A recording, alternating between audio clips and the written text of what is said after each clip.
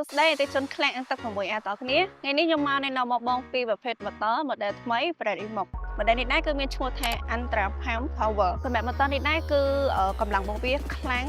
ហើយសម្រាប់ motor នេះគឺយើងប្រើបានសម្រាប់អាជីវកម្មខ្នាតធំដូចជាសួនកាត់អីចឹងណាទើបយើងអាចប្រើបានដោយសារកម្លាំងរបស់វាខ្លាំងហើយសម្រាប់ថ្ងៃនេះខ្ញុំមកនៅបងនេះគឺខ្នាតរបស់វាគឺ7សេះហើយ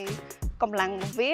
flow rate របស់វាអាចបានទៅដល់72ម៉ែត្រគីបក្នុង1ម៉ោងអញ្ចឹងសម្រាប់អាំងទឹកបបងដែលខ្នាតធំជ្រើស motor បែបនេះគឺសមមែនទែនកម្លាំងរបស់វាខ្លាំងហើយចំពោះ motor នេះដែរតយោដែលប្រើគឺយើងប្រើតយោ3អ៊ីងអញ្ចឹងបើយើងគិតទៅវាអាចប្រើតយោ100ទៅអាចតខ្ជាប់បានហើយចំពោះភ្លើងដែលយើងប្រើជាមួយ motor នេះគឺយើងប្រើប្រភេទភ្លើង380អាចប្រើបានណាហើយសម្រាប់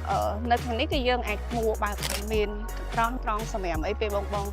ប្រើទៅមានកតិចទីអីគឺវាចូលក្នុងនឹងហើយវត្តមានរបស់វាគឺ